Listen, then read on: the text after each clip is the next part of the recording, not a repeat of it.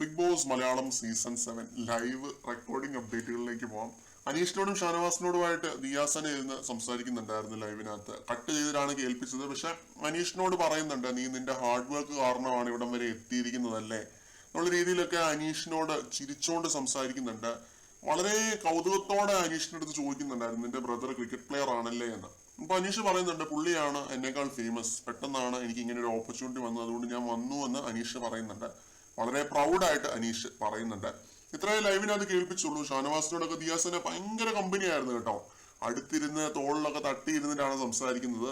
പറ എന്തൊക്കെയുണ്ട് വിശേഷം എന്നൊക്കെ പറഞ്ഞിട്ട് ആ രീതിയിലാണ് സംസാരിച്ചത്. ഇത്ര ഞാൻ പ്രതീക്ഷിച്ചില്ല കേട്ടോ. ശരിക്കും ഇത്തിരി ഒരു ഡിസ്റ്റൻസ് ഇട്ട് നിൽക്കുമെന്നാണ് പ്രതീക്ഷിച്ചത്. പക്ഷെ വളരെ ഓപ്പൺ ആയിട്ട് തന്നെ സംസാരിക്കുന്നുണ്ട്. വളരെ മെച്യൂർഡ് ആയിട്ടാണ് രണ്ടുപേരും പെരുമാറിയത് കേട്ടോ. ജാസ്മിൻ പ്രത്യേകിച്ചും, ജാസ്മിൻ ആണെങ്കിലും ദിയ ആണെങ്കിലും രണ്ടുപേരും വളരെ മെച്യൂർഡ് ആയിട്ടാണ് പെരുമാറിയത്.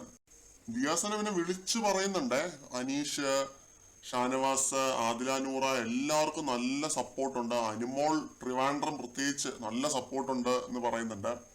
ഇങ്ങനെയുള്ള കാര്യങ്ങളൊക്കെ അവിടെ പച്ചയ്ക്ക് തുറന്നു പറയുന്നുണ്ട്. ബിഗ് ബോസ് ഇതൊരു വിഷയമേ അല്ല, പറയട്ടെ എന്ന് വിചാരിച്ച് തന്നെ ബിഗ് ബോസ് ഇരിക്കുമായിരുന്നു എന്ന് തോന്നുന്നു. രണ്ടുപേര് മികച്ച രീതിയിലാണ് ഹിന്റുകൾ കൊടുത്തതും ഉപദേശിച്ചതും എല്ലാം. ആദിലയുടെയും നൂറയുടെയും അടുത്ത് വളരെ ഫ്രാങ്ക് ആയിട്ട് ദിയ പറയുന്നുണ്ട്, രണ്ടുപേരും ഒറ്റയ്ക്കൊറ്റയ്ക്ക് ഗെയിം കളിക്കേണ്ട ഒരു സാഹചര്യമാണ്, അതങ്ങനെ തന്നെ വേണം, ഫാമിലിയെ പറ്റി ഒന്നും ഓർത്ത് ഒരു വിഷമവും വേണ്ട, ഞങ്ങളൊക്കെ ഇവിടെ ഉണ്ട് എന്നൊക്കെ പറഞ്ഞ് ആശ്വസിപ്പിച്ച് കംഫർട്ട് ചെയ്യിപ്പിച്ചിട്ടാണ് രണ്ടുപേരും പോയത്. ഇതിനെല്ലാം ഉപരി ആതിരയ്ക്ക് ജാസ്മിന്റെ ആ ഒരു ക്ലാസ് നല്ലപോലെ ഉപകരിക്കുമെന്നാണ് തോന്നുന്നത്.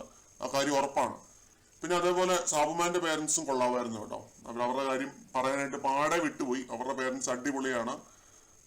സാബുമാന്റെ അച്ഛൻ പ്രത്യേകിച്ചും പുള്ളി നല്ല രീതിയിൽ തന്നെ എല്ലാവരുമായിട്ടും ജെല്ലായി ഇന്ററാക്ട് ചെയ്താണ് സംസാരിച്ചത്.